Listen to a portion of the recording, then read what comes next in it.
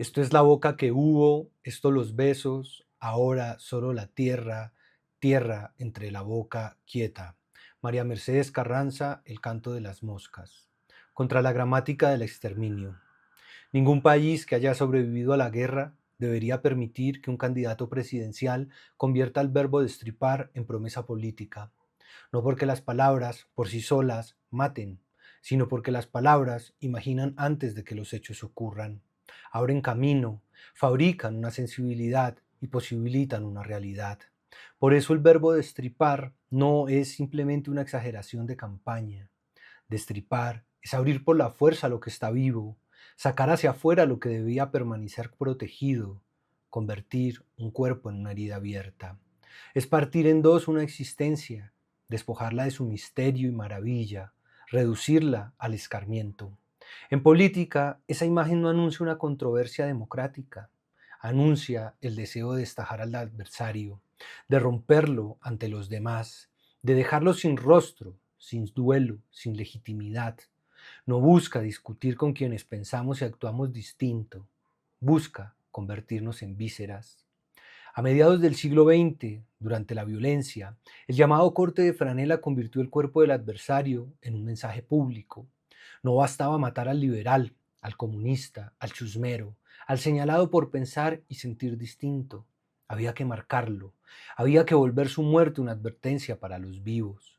La garganta, lugar de la voz, del aliento, de la palabra, era abierta como una frontera del terror. Y la lengua, órgano de lo dicho, quedaba colgada como señal de escarmiento. Allí donde un cuerpo podría nombrar lo amado o gritar la rabia, la sevicia imponía silencio. No solo se destruía una vida, se castigaba la posibilidad misma de hablar, y desde esa herida el terror se propagaba entre los vivos.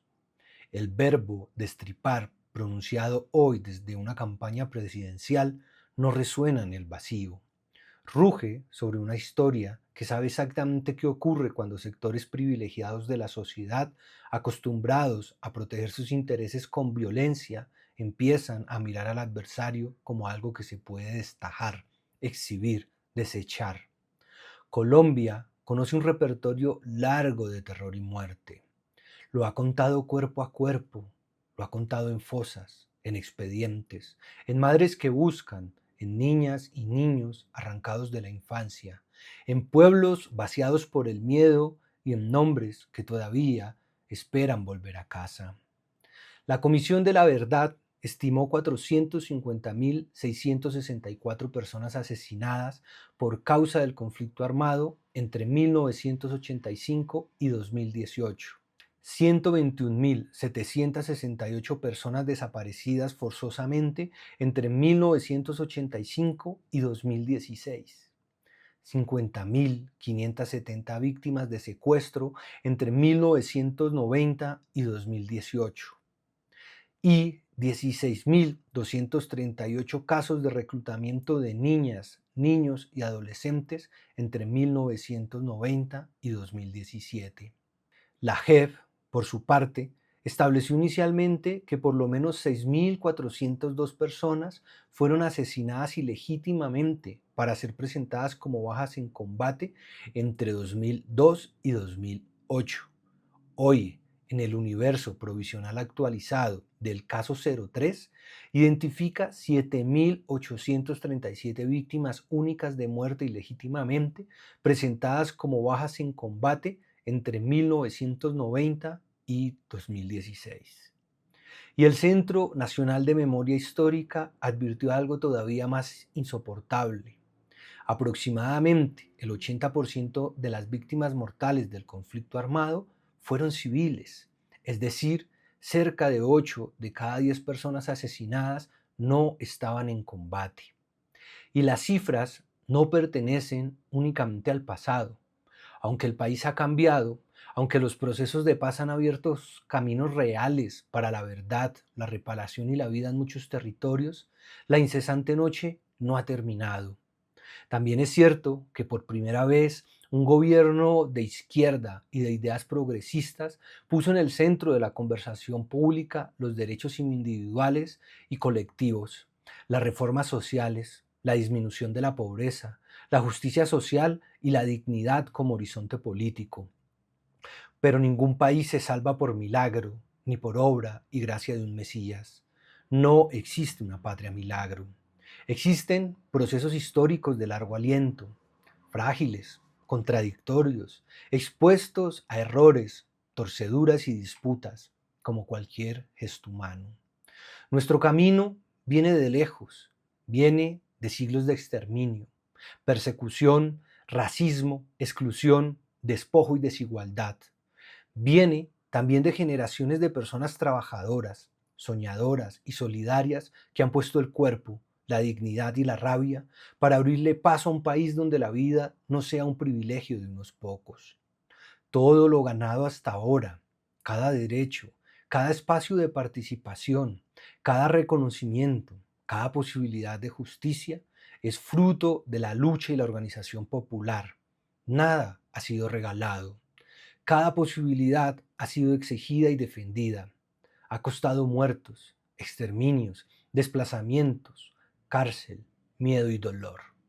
Por eso no podemos entregar ese camino a quienes quieren convertir el terror en mandato, la diferencia en amenaza y el adversario en enemigo interno. Quien promete milagros es un vendedor de humo. Hay problemas reales que exigen respuestas concretas. La seguridad que no llega a los territorios, la implementación incompleta de los acuerdos, la violencia que no cesa contra los líderes sociales y una corrupción enquistada históricamente en distintos niveles del Estado que devora aquello que debería proteger a los más vulnerables. Es cierto, pero hay una diferencia monumental entre corregir lo que se ha construido y querer demolerlo, entre exigir resultados y ofrecer el destripamiento como método, entre profundizar una democracia imperfecta y entregarla a quienes hacen del miedo una forma de gobierno y del dolor ajeno una riqueza. A estas alturas, el voto no puede reducirse al gusto personal ni al cálculo privado. Es un voto por las gentes y los pueblos diversos de este país, por los territorios y la vida, por el agua, la naturaleza y los derechos adquiridos.